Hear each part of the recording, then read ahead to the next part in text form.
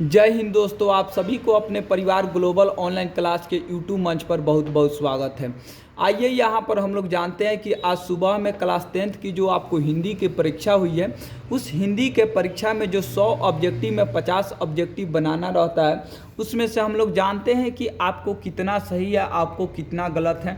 मेरे पास अभी Hindi question paper मौजूद है और हिंदी का एच सेट का क्वेश्चन आपको मौजूद है।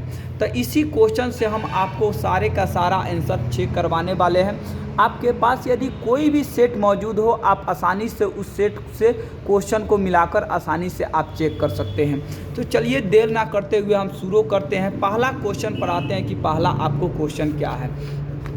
तो आइए, पहला क्वेश्चन पूछा है कि जिसे नहीं जीता जा सके वाक्खंड के लिए एक शब्द क्या होगा। तो ऑप्शन नंबर आपको बी हो जाएगा, यानी अज्ञेय। उसके बाद दूसरा नंबर क्वेश्चन है, जिसका तेज निकल गया हो वाक्खंड के लिए एक शब्द क्या होगा। तो ऑप्शन नंबर आपको बी हो जाएगा, निस्तेज। उसके बाद है तीसरा नंबर, कायर का विलोम क्या होगा। तो कायर का जो विलोम होता है वो आपको नीडर होता है। उसके बाद चौथा क्वेश्चन पर आइए, ज्योति शब्द का विलोम क्या होगा। तो ज्योति का जो विलोम होता है वो आपको क्या हो जाएगा, तो आपको तम हो जाएगा। पांचवा क्वेश्चन है, ये पांचवा है कि जगम शब्द का विलोम क्या होगा। तो जगम का जो विलोम होता है वो आपको अस्थावर, यानी ऑप्शन नंबर क्या हो जाएगा, ए। अब आते हैं हम लोग छठा क्वेश्चन पर। छठा क्वेश्चन पूछा है कि पुष्प का परवाची क्या होगा। तो पुष्प का जो परवाची होता है वो आपको ऑप्शन नंबर बी, यानी प्रसून हो जाएगा। उसके बाद है सातवां नंबर क्वेश्चन पूछा है कि सरस्वती का परवाची शब्द क्या होगा। तो सरस्वती का जो परवाची होगा वो आपको वागिश, यानी ऑप्शन नंबर ए हो जाएगा। आठवां क्वेश्चन पूछा है कि घर का परवाची क्या होगा। तो घर का जो परवाची होगा वो आपको गे, यानी ऑप्शन नंबर बी हो जाएगा। उसके बाद 9 नंबर क्वेश्चन में पूछा है कि निम्नलिखित में शुद्ध वाक्य है। तो शुद्ध वाक्य जो होगा ऑप्शन नंबर आपको सी हो जाएगा, यानी कोयला जलकर राख हो गया। उसके बाद निम्नलिखित में कौन शुद्ध शब्द है। तो इसमें जो 10 का ऑप्शन होगा वो आपको ऑप्शन नंबर डी हो जाएगा, यानी वाहिनी हो जाएगा। उसके बाद आपको 11 नंबर में क्वेश्चन पूछा है कि पापत्ती लगभग कितने साल की थी। तो पापत्ती जो थी वो आपको लगभग 12 साल की थी, तो यानी ऑप्शन नंबर क्या हो जाएगा, आपको सी हो जाएगा। अब आइए 11 के बाद 12 नंबर क्वेश्चन पर हम लोग चलते हैं कि 12 नंबर क्वेश्चन क्या है। 12 नंबर क्वेश्चन पूछा है, माँ शीर्षक पाठ के लेखक कौन है। तो माँ शीर्षक पाठ के जो लेखक है वो आपको ऑप्शन नंबर बी हो जाएगा, यानी ईश्वर पेटलीकर। उसके बाद 13 नंबर में पूछा है कि माँ जी के पास आंगन में बैठकर मंगम्मा क्या खाती थी। तो अक्सर जो मंगम्मा खाती थी वो पान और आपको सुपारी खाती थी, कहीं कहीं आपको रोटी सब्जी। तो थोड़ा सा इस पर डाउट है, आप इसको छोड़कर चलिएगा। 14 नंबर में पूछा है, अरे कहावत है दवा करने से तो मसान ही जगता है, यह कथन आपको किसका है। तो 14 का जो होगा ऑप्शन, वो ऑप्शन आपको सी होगा, यानी नजामा का। उसके बाद रसलन बाई आपको कौन थी। तो रसलन बाई जो थी वो आपको एक गायिका थी। उसके बाद 16 नंबर क्वेश्चन आइएगा। तो 16 नंबर में आपको पूछा है कि यतीन्द्र मिश्र ने गीतकार गुलजार की कविताओं का संपादन किस नाम से आपको किया है। तो 16 का जो ऑप्शन होगा वो ऑप्शन नंबर सी हो जाएगा, यानी यार जुलाहे के नाम से। उसके बाद 17 नंबर में क्वेश्चन पूछा है कि बहुवचन पत्रिका के संपादक कौन थे। तो 17 का जो होगा ऑप्शन नंबर ए हो जाएगा, यानी अशोक वाजपेयी। उसके बाद 18 नंबर आपके क्वेश्चन पूछा है कि शहर अब भी संभावना है किसकी रचना है। तो ये है आपको अशोक वाजपेयी की, यानी ऑप्शन नंबर क्या हो जाएगा, आपको सी। उसके बाद 19 नंबर क्वेश्चन पर आइए। 19 नंबर कह रहा है कि निम्नलिखित में किस पाठ की विद्या आपको निबंध है। तो 19 का जो ऑप्शन होगा वो ऑप्शन नंबर ए हो जाएगा, यानी नाखून क्यों बढ़ते हैं। उसके बाद 20 नंबर में पूछा है the caste in India their making किसकी रचना है। तो ऑप्शन नंबर बी हो जाएगा, यानी भीमराव अंबेडकर की रचना है। 21 नंबर में पूछा है कि फुफेरा शब्द में कौन सा आपको प्रत्यय है। तो फुफेरा में जो है आपको एरा प्रत्यय है, यानी ऑप्शन नंबर क्या हो जाएगा, आपको सी हो जाएगा। उसके बाद 22 में बोला है कि पढ़ाकू शब्द में कौन सा प्रत्यय है। तो पढ़ाकू में जो है आपको कु प्रत्यय है, यानी जो आपको 22 का ऑप्शन होगा वो ऑप्शन ए हो जाएगा।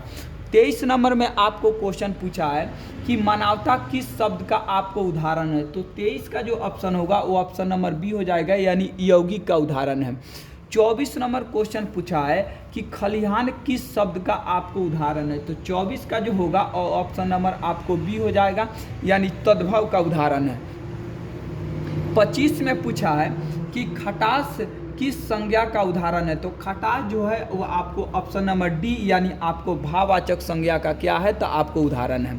25 के बाद जरा सा 26 नंबर क्वेश्चन की ओर हम लोग आते हैं। 26 में पूछा है कि निम्न में से कौन व्यक्तिवाचक संज्ञा का आपको क्या है, तो उदाहरण है। तो 26 का जो होगा ऑप्शन नंबर आपको बी हो जाएगा, यानी परिजात आपका इसका करेक्ट आंसर हो जाएगा। उसके बाद 27 में पूछा है कि सांप शब्द का स्त्रीलिंग क्या होगा। तो सांप का जो स्त्रीलिंग होगा वो ऑप्शन नंबर बी हो जाएगा, यानी सपनी हो जाएगा। उसके बाद 28 में पूछा है कि निम्न में से कौन शब्द पुल्लिंग है। तो निम्न में से जो कौन शब्द पुल्लिंग है ये आपको ऑप्शन नंबर डी हो जाएगा, यानी विवाह जो है आपको पुल्लिंग शब्द है। उसके बाद आइए 29 नंबर में पूछा है कि हिंदी में कुल कितने सर्वनाम होते हैं। तो हिंदी में जो है वो आपको कितने सर्वनाम होते हैं, तो आपको 6 सर्वनाम होते हैं। उसके बाद आपको क्वेश्चन पूछा है कितना, तो आपको 30 नंबर में पूछा है कि दाल में कुछ है किस सर्वनाम का आपका उदाहरण है। तो ऑप्शन नंबर जो 30 है वो 30 का ऑप्शन हो जाएगा क्या, तो आपको बी, यानी अनिश्चयवाचक हो जाएगा। उसके बाद 31 में पूछा है कि नौकरी की कमीज किसकी रचना है। तो 31 का जो ऑप्शन होगा वो ऑप्शन नंबर आपको डी हो जाएगा, यानी विनोद कुमार शुक्ल की रचना है। उसके बाद 32 में आपको क्वेश्चन पूछा है कि अभिनयों में साथ रहकर लगभग 30 संयुक्त कविताएं किसने लिखी थी, कविताएं लिखी थी। तो ये है आपको इसका हो जाएगा 32 का, तो 32 का ऑप्शन डी हो जाएगा, आंद्रे ब्रेता, रेने सा और पाल एलुआर ने। उसके बाद 33 में क्वेश्चन आपको पूछा है कि पंडित बिरजू महाराज ने गंडा किससे बनवाया था। तो पंडित बिरजू महाराज ने आपको गंडा बनवाया था, वो आपको चाचा जी से गंडा बनवाया था। उसके बाद परंपरा का मूल्यांकन शीर्षक पाठ के लेखक है। तो परंपरा का जो मूल्यांकन है शीर्षक पाठ के जो लेखक है वो आपको रामविलास शर्मा है। बहादुर कहाँ से भाग कर आया था। तो बहादुर जो आया था वो आपको नेपाल से भाग कर आया था। उसके बाद 36 में पूछा है कि बादशाह अकबर ने जो सिक्का चलाया था उस पर किसकी आकृति अंकित थी। तो राम और आपको सीता की आकृति क्या थी, तो आपको अंकित थी। उसके बाद है प्राणी शास्त्रियों का ऐसा अनुमान है कि मनुष्य का अनावश्यक अंग उसी प्रकार झड़ जाएगा जिस प्रकार उसकी पूंछ झड़ गई, किस पाठ की पंक्ति है।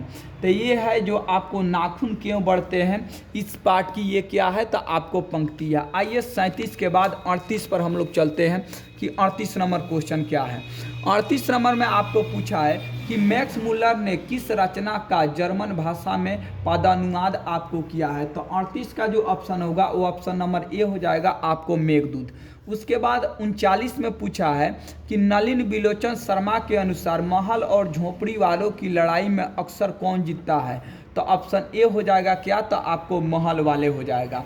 उसके बाद 40 में पूछा है कि धरती कब तक घूमेगी शीर्षक पाठ की नायिका कौन है। तो धरती कब तक घूमेगी शीर्षक पाठ की जो आपको नायिका है वो आपको कौन है। तो अक्सर आंसर आपको कहीं कहीं मांडवी भी दे रहा है, तो थोड़ा सा इस क्वेश्चन पे भी डाउट है थोड़ा सा, लेकिन अक्सर मांडवी लेकर आप चलिएगा।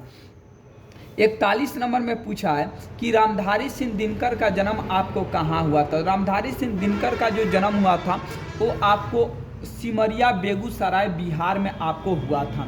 तो सिमरिया बेगूसराय बिहार इसका क्या हो जाएगा, तो आपको करेक्ट आपको आंसर हो जाएगा। उसके बाद 42 में आपको पूछा है कि किसके पिता का प्रख्यात पुरातत्ववेदा थे।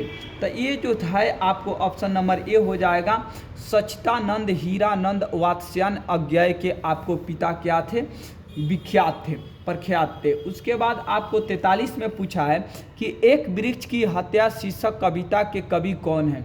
तो 43 का जो ऑप्शन होगा वो ऑप्शन नंबर डी हो जाएगा, यानी आपको कुंवर नारायण इसके क्या थे, तो इसके आपको कवि थे।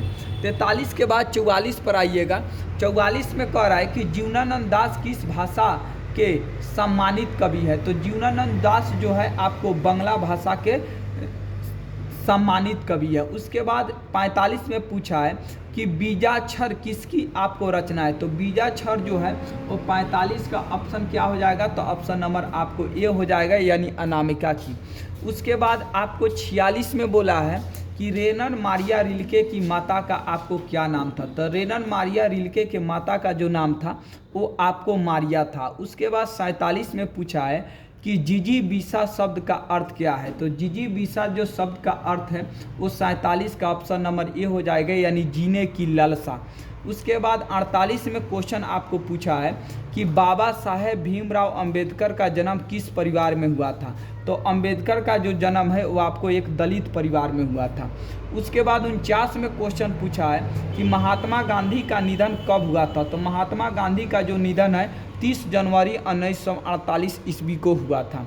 उसके बाद आपको 50 में क्वेश्चन पूछा है कि बिस्मिल्लाह खां साहब 80 बरस से प्रार्थना में क्या मांगते थे। तो वो आपको सुर मांगते थे। क्या मांगते थे, तो आपको सुर मांगते थे, यानी 50 का ऑप्शन क्या हो जाएगा, तो आपको बी हो जाएगा। अब चलिए 50 के बाद 51 नंबर क्वेश्चन पर हम लोग चलते हैं कि 51 में क्या है। 51 में पूछा है कि निम्नलिखित में कौन शुद्ध शब्द है। तो 51 का जो आपको अशुद्ध शब्द है, तो अशुद्ध इसमें पूछा है कि तो इसमें आपको 51 का ऑप्शन नंबर ए हो जाएगा, यानी दुष्कर हो जाएगा। उसके बाद 52 में क्वेश्चन पूछा है कि दोष शब्द का विलोम क्या होगा। तो दोष का जो आपको आंसर होगा ये आपको ऑप्शन नंबर ए हो जाएगा, यानी आपको क्या हो जाएगा, 52 का ए हो जाएगा, यानी दूषित। उसके बाद 53 में पूछा है कि नेह शब्द का आपको विशेषण क्या होगा। तो नेह का जो विशेषण होगा वो आपको नेही होगा। उसके बाद 54 में पूछा है कि तामस शब्द का पर्वाची शब्द क्या होगा। तो 54 का जो ऑप्शन होगा वो ऑप्शन नंबर आपको डी हो जाएगा, यानी तामसिक हो जाएगा। उसके बाद 55 में आपको क्वेश्चन पूछा है कि मेरी बहन स्वाति अपनी सहेली के घर गई, यह किस वाक्य का आपको उदाहरण है। तो ये आपको 55 का जो राइट आंसर होगा वो ऑप्शन नंबर ए हो जाएगा, यानी सरल वाक्य का। उसके बाद 56 में जो क्वेश्चन पूछा है कि निम्नलिखित में कौन कर्मवाच का आपको क्या है, तो उदाहरण है। तो 56 का जो आंसर होगा वो ऑप्शन नंबर आपको क्या हो जाएगा, तो सी हो जाएगा, यानी संगीता द्वारा रोटी आपको क्या, तो पकाई गई। तो ऑप्शन इसका सी हो जाएगा। उसके बाद 56 के बाद 57 नंबर क्वेश्चन पर आते हैं। 57 में पूछा है कि पर्याप्त शब्द में कौन सा आपको उपसर्ग है। तो 57 का ऑप्शन नंबर ए हो जाएगा, यानी आपको परी हो जाएगा। उसके बाद आघात शब्द में कौन सा आपको उपसर्ग है। तो 58 का जो ऑप्शन होगा वो ऑप्शन नंबर आपको बी हो जाएगा, यानी आ। कुपात्र शब्द में कौन सा आपको उपसर्ग है। तो कुपात्र में जो है आपको कौन सा उपसर्ग है, तो आपको कु उपसर्ग है। उसके बाद लुटिया शब्द में आपको कौन सा प्रत्यय है। तो 60 का जो ऑप्शन होगा वो ऑप्शन नंबर बी हो जाएगा, यानी इया इसमें क्या है, तो आपको प्रत्यय है। सुमित्रानंद पंत किस वाद के आपको कवि है। तो 61 का जो आंसर होगा वो आपको ऑप्शन नंबर ए हो जाएगा, यानी छायावाद वाद के आपको कवि थे। हिरोशिमा शीर्षक पाठ के रचनाकार कौन है। तो हिरोशिमा शीर्षक पाठ के जो रचनाकार है वो आपको अज्ञेय है, यानी ऑप्शन नंबर क्या हो जाएगा, तो आपको सी हो जाएगा, यानी 62 का ऑप्शन सी हो जाएगा। 62 के बाद हम लोग 63 नंबर क्वेश्चन पर आते हैं कि 63 नंबर क्वेश्चन क्या है। 63 में पूछा है कि निम्न में से कौन कवि आदिवासी लोक कविताओं के अनुवादक हैं। तो 63 का जो ऑप्शन होगा वो आपको ऑप्शन नंबर सी हो जाएगा, यानी बीरेन डंगवाल हो जाएगा। उसके बाद 64 में पूछा है कि नमेत शब्द का आपको अर्थ क्या है। तो 64 का जो ऑप्शन होगा वो आपको ऑप्शन नंबर सी हो जाएगा, यानी ईश्वर की देन। उसके बाद उदात्त शब्द का अर्थ क्या है। तो 65 का जो आंसर होगा, यानी ऑप्शन नंबर बी हो जाएगा, उन्नत हो जाएगा। उसके बाद श्यानपन शब्द का अर्थ क्या है। तो श्यामपन का जो अर्थ है ये ऑप्शन नंबर सी हो जाएगा, यानी चतुराई हो जाएगा। उसके बाद 67 का जो आपको क्वेश्चन है, 67 नंबर में पूछा है कि गुरु नानक को किस मुगल सम्राट ने मुलाकात हुई थी, यानी गुरु नानक को किस मुगल सम्राट से मुलाकात हुई थी। तो ये आपको बाबर से इनको क्या हुई थी, तो आपको मुलाकात हुई थी। तो 67 का ऑप्शन क्या हो जाएगा, तो ऑप्शन नंबर आपको ए हो जाएगा। उसके बाद आइए 68 में पूछा है कि हटाक महू देहू भरा बसे अंग्रेजी माल पंक्ति के कवि है। तो इसका जो 68 का राइट आंसर हो जाएगा, ये आपको प्रेम धन क्या हो जाएगा, कि प्रेम घन आपको आंसर हो जाएगा।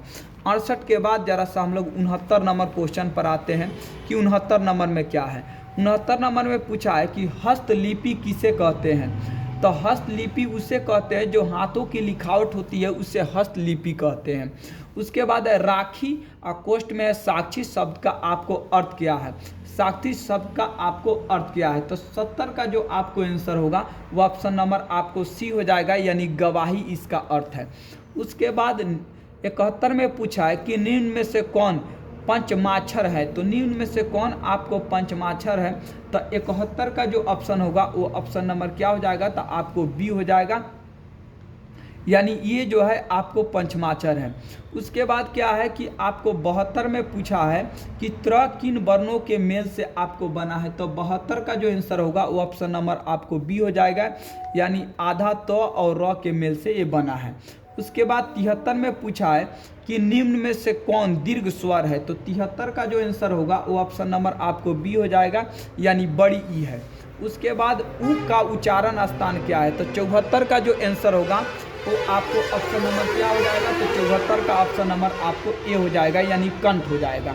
निम्न में कौन आपको उष्ण व्यंजन है, तो 75 का जो आपको राइट आंसर होगा ये आपको ऑप्शन नंबर सी हो जाएगा, यानी स जो है इसका उष्ण व्यंजन है। 75 के बाद हम लोग 76 पर आते हैं कि 76 नंबर क्वेश्चन आपको क्या दिया है। 76 में पूछा है कि जपूजी किसकी रचना है, तो 76 का जो आपको राइट आंसर होगा वो आपको ऑप्शन नंबर सी हो जाएगा, यानी गुरु नानक की रचना है। 77 को पूछा है कि रस खाना किस छंद में आपको सिद्ध थे, तो रस खाना जो थे आपको क्या किस चीज़ में आपको सिद्ध थे, तो ऑप्शन नंबर बी हो जाएगा, या घाना छड़ी में आपको क्या थे, तो आपको सिद्ध थे। उसके बाद 78 में पूछा है किसने जिन जनपद नामक एक काव्य लिखा जिसमें ग्रामीण जीवन का यथार्थवादी चित्रण है, तो 78 का जो आपको ऑप्शन होगा वो ऑप्शन नंबर सी हो जाएगा, बद्री नारायण चौधरी प्रेमघन ने। उसके बाद 79 जो आपको 79 नंबर को क्वेश्चन पूछा है उसमें पूछा है कि घनानंद किस भाषा में लिखते थे, तो घनानंद जो है आपको किस भाषा में लिखते थे, तो ब्रज भाषा में आपको लिखते थे। उसके बाद 80 में पूछा है कि सुमित्रानंद पंत की माता का क्या नाम था, तो 80 का जो ऑप्शन हो जाएगा वो आपको ए हो जाएगा, यानी आनंदी देवी नाम था। उसके बाद 81 में पूछा है कि निम्नलिखित में कौन शब्द विसर्ग संधि का क्या है, तो आपको उदाहरण थे 81 का ऑप्शन होगा वो ऑप्शन नंबर आपको डी हो जाएगा, यानी उल्लंघन इसका क्या हो जाएगा, तो आपको आंसर हो जाएगा। 81 के बाद हम लोग 82 पर चलते हैं। 82 में क्वेश्चन पूछा है कि उप जोड़ इच्छा पदों की संधि क्या है, तो 82 का जो ऑप्शन होगा वो ऑप्शन नंबर आपको बी हो जाएगा, यानी उपेक्षा हो जाएगा। उसके बाद नारायण शब्द का संधि विच्छेद क्या करे, तो नारायण का जो संधि विच्छेद होगा यानी 83 का होगा वो ऑप्शन नंबर आपको बी हो जाएगा, यानी नार जोड़ आपको अयन हो जाएगा। 84 में आइएगा, 84 में पूछा है कि तद्धित शब्द का आपको संधि विच्छेद क्या होगा, तो 84 का जो ऑप्शन होगा ऑप्शन नंबर ए हो जाएगा, यानी तत्व जोड़ हित हो जाएगा। उसके बाद 85 में पूछा है कि राह खर्च शब्द का समास विग्रह क्या होगा, तो 85 का जो ऑप्शन होगा ऑप्शन नंबर सी हो जाएगा, यानी राह के लिए खर्च हो जाएगा।